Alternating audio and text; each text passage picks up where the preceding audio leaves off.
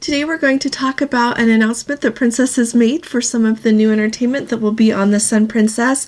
We've got a bomb cyclone, an update from the New Amsterdam with about a past cruise that surprised me a little bit, how they handle things with rough weather there on the private island. We've also got big news in from Celebrity, and we're going to have more Celebrity tomorrow too, but this is regarding itineraries. So let's go ahead and get started.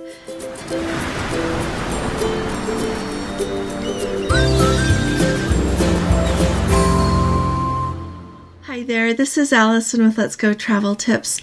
Today is Thursday. It is November 2nd of 2023, and I would appreciate it if you have not subscribed to our channel yet. Would you please go ahead and hit that subscribe button? If you hit that bell right next to it, then it will notify you every time we put out a video or go live. And also, if you appreciate my updates, would you please give us a thumbs up? It really does help us out, so thank you. Let's start at the top with the new entertainment that Princess has announced for the Sun Princess.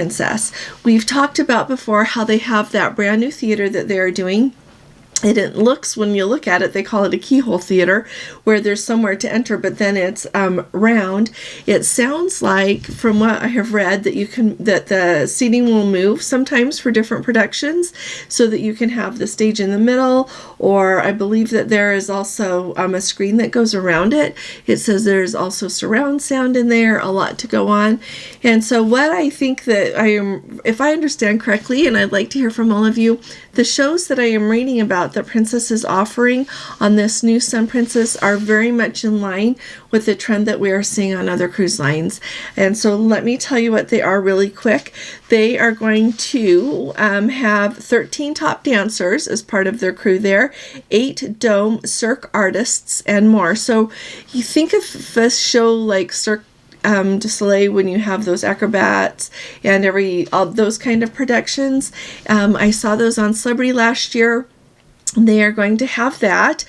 Shows in the Princess Arena, there in the theater, as they're calling the arena now, is going to include Valora, a pirate quest, a stage-struck musical theater show, Viva la Musica, and then a returning favorite, Fiera.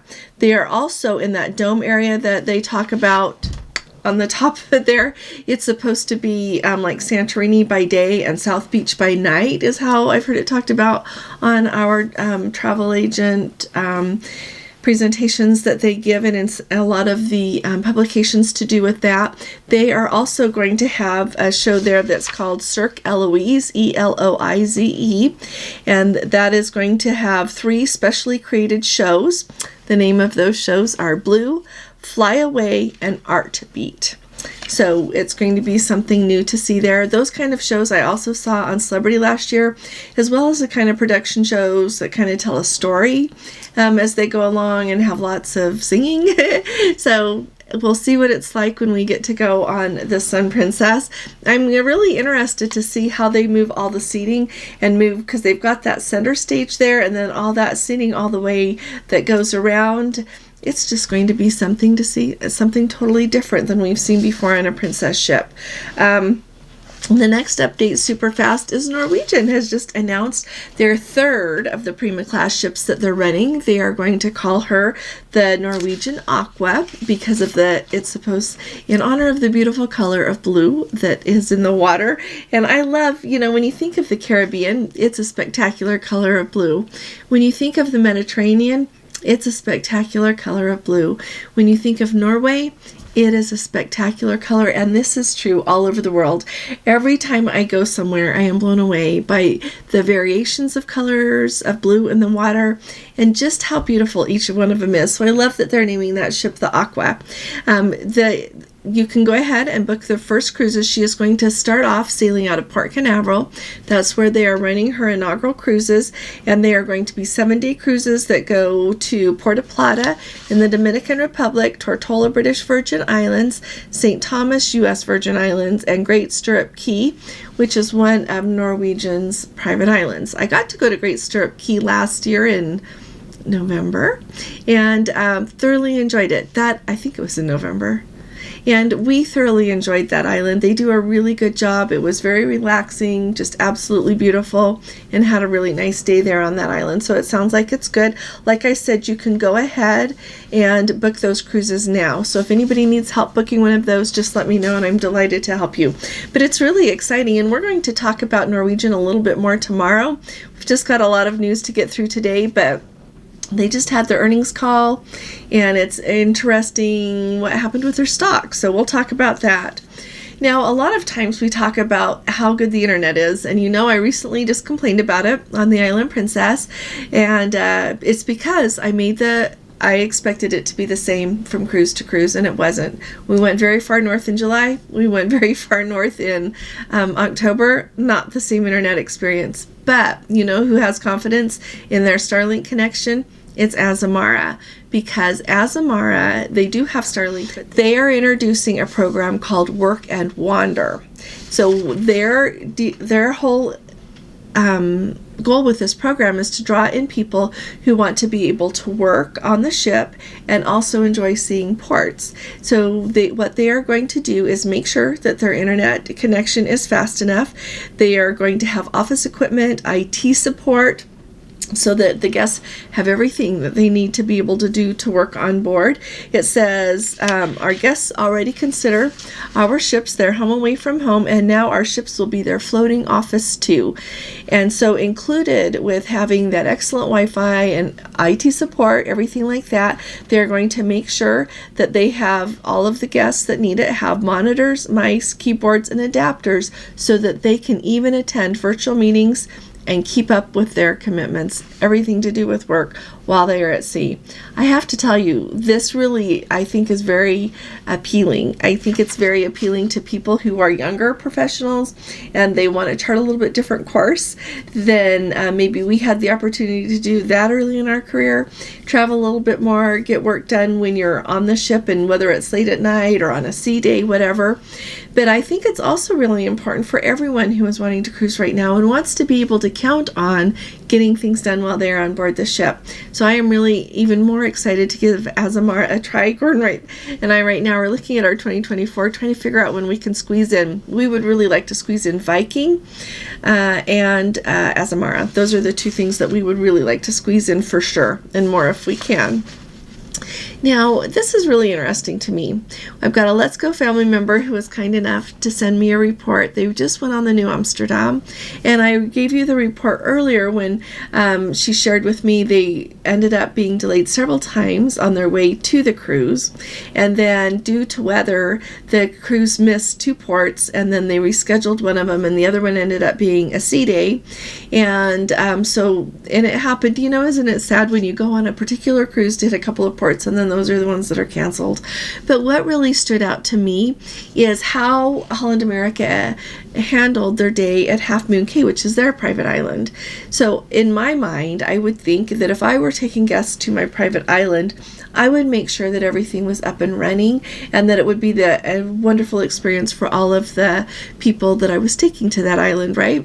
Well, it turns out that due to weather, Holland America was not able to take any food to the island. So you don't have dining on the island because there's no food. A lot of the workers, due to weather, they weren't able to come, so everything is closed.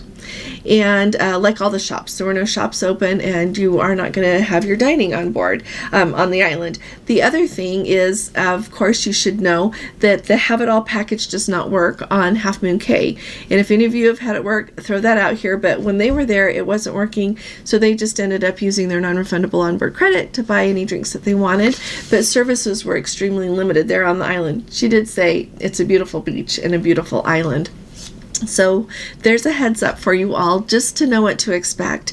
We all know that cruise lines, no one can control the weather, but sometimes it really is interesting to me to see how different things are handled, so that if this happens to you, I appreciate knowing in advance how some things go, so that when I'm presented with a situation, I'm a little bit more well prepared. So I hope this helps all of you know how that is handled there on Half Moon Cay, especially the part about your Have It All package not covering your beverages. Now we have, as you know, if you're new here, we have got a group cruise on the Celebrity Silhouette sailing October 11th, 2024. We chose it as a bucket list cruise, 3 days in Israel, 2 days in Egypt. As I have said before, with everything going on there in Israel, I am thinking it is less and less likely that we're going to be able to go to those parts on the cruise. A Let's Go family member so very graciously, who is going to be on the cruise that would have been the same ports as ours, they are going to set sail April 15th of 2024.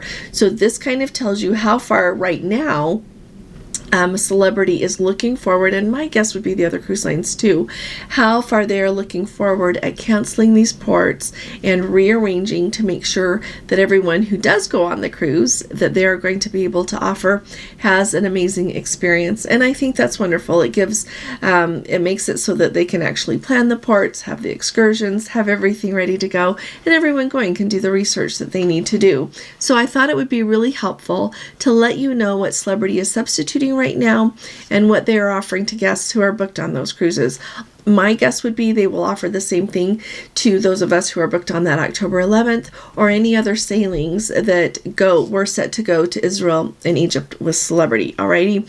So first of all, it is still going to be a round trip out of Athens, but this is really exciting. It's not the same cruise that we were going to book, but you know what? They're going to ports they don't usually go to. So this opens a whole nother world.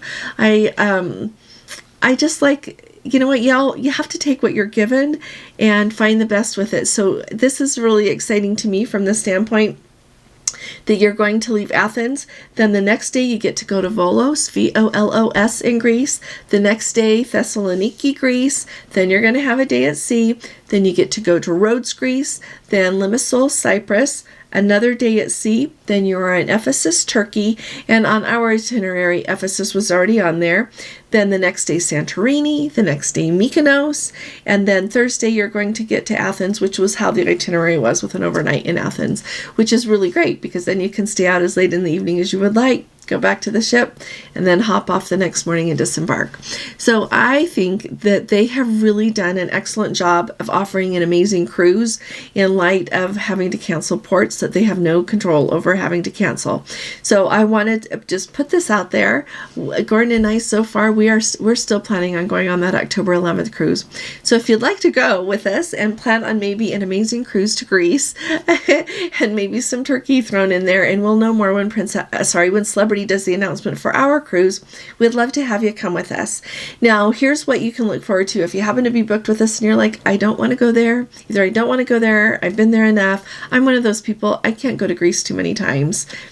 I just, somewhere in my lineage, there has got to be Greek because of how much I love it. So you have different options. If you want to just stay on that cruise and go, if you are booked in an inside ocean view veranda concierge or aqua class booking, you get to have $200 of onboard credit is going to be added to your account. And if you're in a retreat, any of the retreat bookings on those, you get $400. And then you don't have to worry about anything else. Any excursions that you've already got booked, Celebrity will take care of and refund back to you. And then you can go ahead and book what you want to do in the new ports. Or you can rebook any Celebrity cruise sailing in 2024 or 2025 and without penalties or change fees. So usually if you have got a deposit with Celebrity and you want to change, they charge $100 a person to change your ship and sail date. They're not going to charge that. You just need to go ahead and do that. And you've got to do it with this announcement within 2 weeks by the November 14th. And then finally, if you don't want to go on that cruise and you don't want to rebook another cruise with Celebrity, you're going to get a full refund in the original form of payment. So whatever card you paid with, it's going to go back to that within 14 days. Alrighty. And that one you also have to cancel by November 14th, which usually always when these things happen, there's a deadline that you have to cancel or make your changes by. So I'm really hoping that this gives you an idea a little bit of what's going on with these cruises, and I will keep you up to date with what else I hear. Super fast, I want to tell you about a little bit of weather over there in Europe, in England and France. They have been very hard very hard hit by a bomb cyclone. There are still 1.2 million people in France that don't have any power. It's slowing down a little bit. The weather is improving. They're still expected to have high winds through today, and hopefully things will get a little bit better even tomorrow, Friday. But here's some take-home notes for that if you happen to be on a cruise. Now, Saga Cruise Lines, which sails over there in Europe, their spirit of adventure actually had to go to Falmouth and shelter there because of the weather coming in.